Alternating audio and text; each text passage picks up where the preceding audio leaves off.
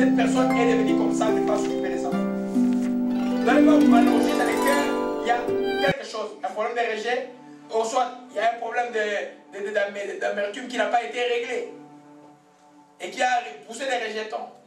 Ce qui fait que ça bloque à ce que l'attention, parce que la personne qui a l'attention, la personne ne peut plus faire les sacrifices pour les autres. C'est tendance à dire tout le temps rejeter ou mépriser. Amen. La personne va chercher ce qu'on appelle une auto-valorisation personnelle à travers d'autres moyens et qui va détruire la vie des enfants. Devenez intelligent. Alléluia. C'est pourquoi on dit on ne se marie pas pour le mariage, pour les jours de la dot ou de la fête. On se marie pour demeurer marié. Le but de mariage, c'est demeurer marié. C'est là où tu mets ton intelligence. Déjà avant d'y aller, jeune homme. Hein? Alléluia. Amen. Vous allez vous marier un jour, c'est pourquoi je vous parle. Alléluia. Amen. Nous n'avons pas eu la chance. Là. Nous, on était dans les bords, on s'est mariés, et puis on essaie de colmater les brèches en cours de route. Amen. Vous avez la chance d'avoir la parole de la vérité, de vous préparer véritablement pour ne pas échouer. Parce que le but, ce n'est pas d'aller à l'église avec le voile et puis en cravate et en bonne veste. Le but, c'est de demeurer marié. Alléluia. Alléluia. Le Seigneur est bon. Amen. Donc, une femme et une mère heureuse, c'est pourquoi il faut faire, le papa, vous voyez que c'est là, c'est pas qui concerne tout le monde. Le papa, tu dois faire en sorte que la maman retrouve la joie d'être ton épouse. Quand elle retrouve la joie de ton épouse, tu vas retrouver la mère que tu voulais avoir. Amen. Dans le cas où la maman n'est pas encore une chrétienne. Hein?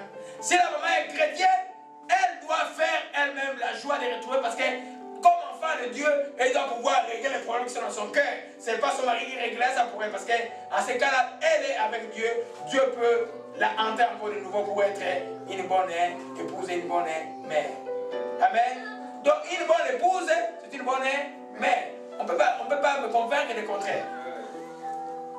Alléluia. Alléluia. Amen. Donc, Amen. Alléluia. La parole est là, mes bien-aimés, est la vie. Quand on dit que la Bible est la vie, déjà pour que la Bible, ce n'est pas un livre intelligent, mais c'est le livre le plus intelligent de la terre. Amen. Alléluia. Amen. Amen. Comme j'ai dit encore cet écrivain sur Internet qui disait que les gens parlent de la parole de Dieu sans le savoir. Les psychologues de fois utilisent la parole de Dieu sans le savoir, mais tout est dans la parole de Dieu. Alléluia. Amen. Amen. Alors, le quatrième et cinquième principe, on reste mère toute la vie et pour tous les enfants. Alléluia. Oh Saint-Esprit, merci. L'Esprit me dit de faire attention au syndrome de Rebecca. Le syndrome de Rebecca. Alléluia. Qu'est-ce que Rebecca a fait? Elle choisit. Amen. Et à cause de ce que son premier fils allait avec les filles du pays, il a préféré l'autre enfant. Ce syndrome-là crée beaucoup de rejet. Vous vous souvenez d'Esaïe et Jacob, n'est-ce pas? Amen. Amen. Leur mère, c'est qui? Rebecca. Amen. Elle avait les partis pris. Une mère doit pouvoir, comme un père, tu peux avoir certain feeling, c'est-à-dire que parce que l'enfant qui fait de bonnes choses, pas de pour ça te plaire plus, c'est vrai. Amen. L'enfant qui obéit va te faire plus. Mais toi, comme père ou mère, tu dois être juste dans les actes que tu poses, dans les actions que tu poses, surtout dans la prière que tu pries. Alléluia. Tu ne dois pas partir pris de faire comme Rebecca. Vous savez, il y a certaines choses dans la Bible, il ne faut pas copier. Amen. Rebecca a favorisé les Jacob. Bien que c'est Esaïe lui-même qui a commencé par vendre ce droit de naissance pour un bol de soupe. Alléluia. Et mais après qu'elle a vu que Esaïe était déterminé de tuer Jacob, elle a dit, hey, mon fils, va-t'en loin jusqu'à ce que sa colère soit apaisée. Alléluia. Amen. Donc, vous restez mère toute la vie. C'est pourquoi une mère craignant Dieu, c'est une bénédiction pour les enfants. Combien de mariages sont détruits ici à cause, moi je ne les appelle pas des mamans, celles-là.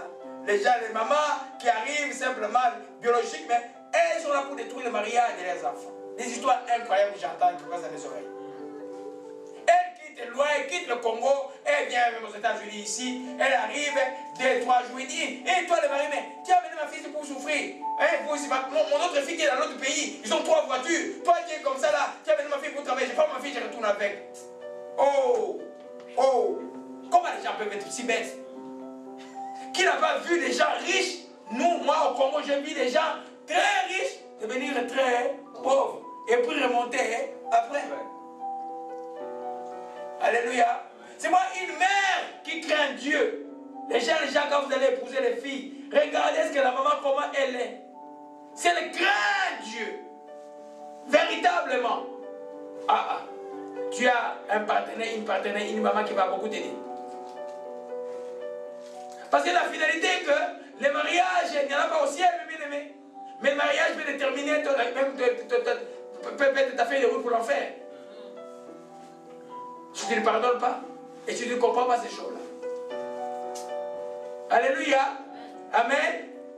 Amen. Alléluia. Donc, l'influence d'une mère sera déterminante sur les enfants, principalement les filles. Alléluia. Je vais vous prendre au piège maintenant. Il y a une expression du monde qui dit telle fille, telle mère, telle fille. C'est une expression du monde, ça. Hein?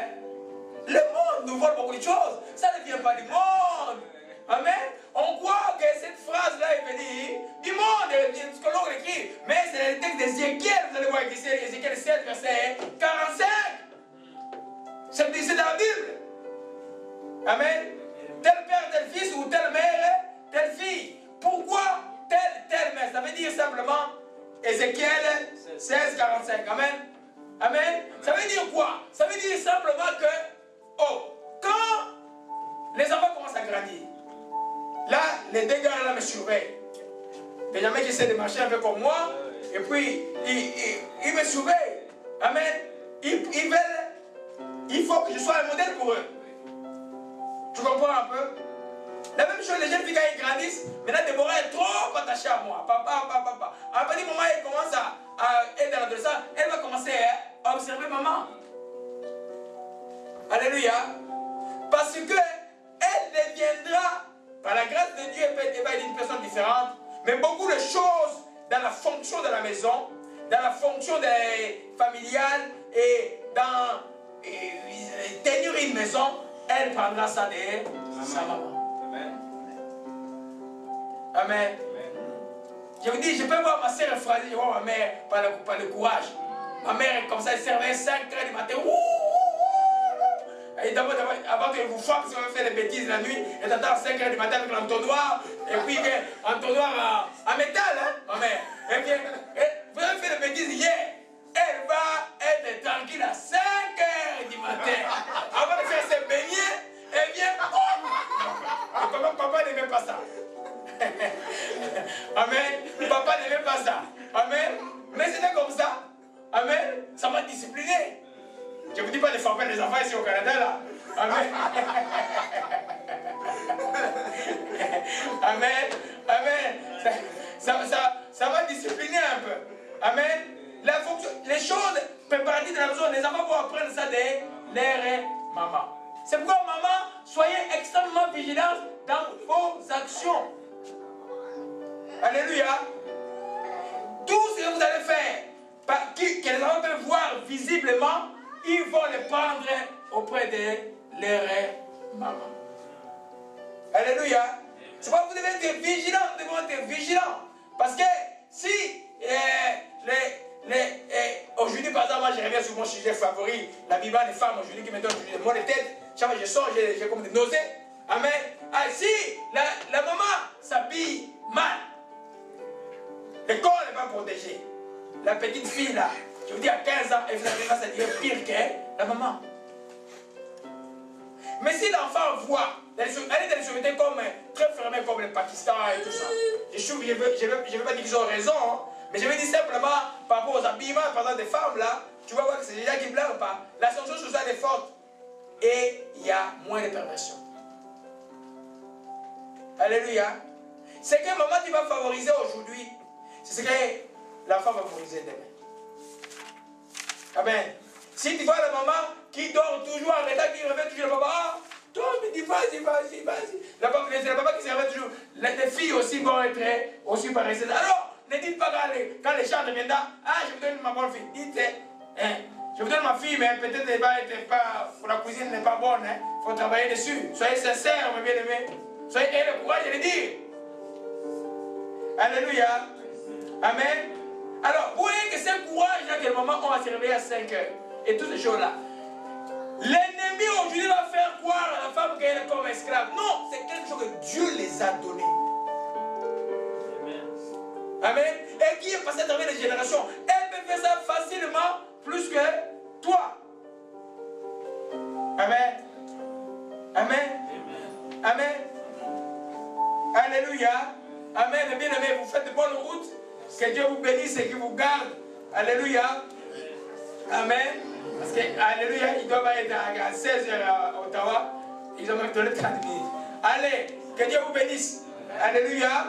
Amen. Donc, nous allons voir un exemple biblique. Vous avez vu là. Je n'ai pas cité ce nom-là. C'est quel nom? Hérode. Amen. Vous savez que Hérode, quand il a tué Jean-Baptiste, c'est une des morts du prophète qui m'a toujours tourmenté. Alléluia.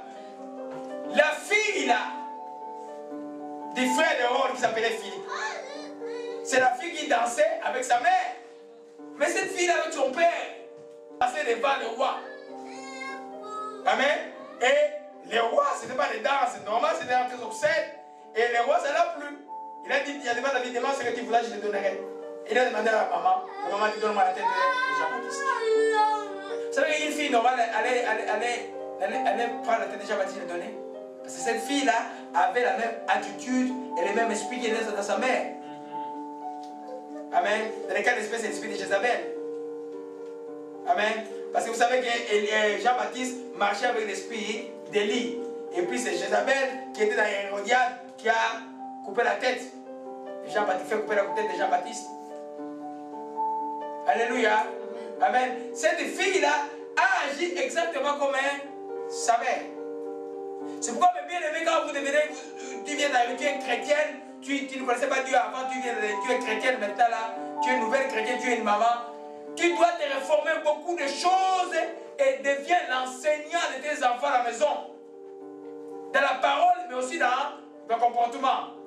Alléluia. Voilà de quoi parle le texte de Timothée qui dit simplement que les femmes seront sauvées en devenant mères. Les gens ne comprennent pas comment la Bible peut se contredire. Non. La Bible ne peut pas se contredire, tu es sauvé quand tu es reçu Jésus, tu es sauvé.